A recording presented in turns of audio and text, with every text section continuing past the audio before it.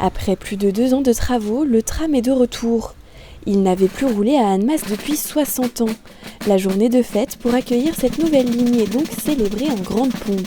Moi, quand je regarde les gens comment ils vivent ce moment-là, je suis aussi ému qu'eux. On a eu beaucoup d'applaudissements lors du passage du tram là, pendant l'inauguration. On a un attachement du tram dans cette agglomération. Le tram, c'est toute une histoire, mais c'est aussi l'avenir. C'est une autre manière de se déplacer, c'est une autre manière de vivre l'agglomération. Et je pense que là, on est dans un nouvel art de vivre.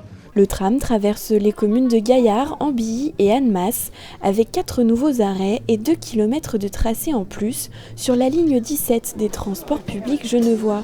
En passant par la douane de Moilsula, il permet de rejoindre le centre-ville de Genève en 25 minutes.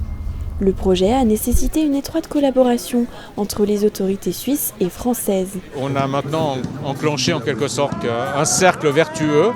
Il y a encore d'autres projets de tram transfrontaliers qui sont dans des phases pour certains avancées, notamment celui en direction de Saint-Julien, puisque le tram à Saint-Julien devrait y arriver dans exactement 4 ans, en décembre 2023, donc c'est tout bientôt.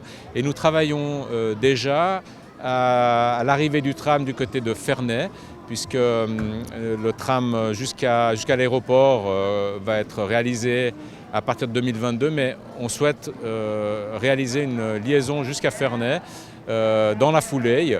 Et donc ça sera le 2e et le 3e tram transfrontalier d'ici quelques années. Pour les habitants, la nouvelle ligne est une petite révolution. C'est la première fois qu'on le prend avec ma fille.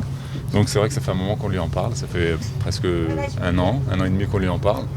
On a la chance d'avoir un arrêt juste devant chez nous, la Croix d'Ambilly, et c'est super. En période de mauvais temps ou de neige, je pense que je l'utiliserai avec plaisir et très pratique, puisqu'on est en train de regarder justement les arrêts et il arrive vraiment à l'endroit qui nous convient. Donc ce sera parfait. Les communes concernées, l'agglomération annemassienne, la Confédération helvétique et l'État français, le département de la Haute-Savoie, la région Auvergne-Rhône-Alpes, mais aussi le programme de coopération territoriale européenne Interreg ont participé au financement de ce nouveau tram. Coût total du projet, 60 millions d'euros.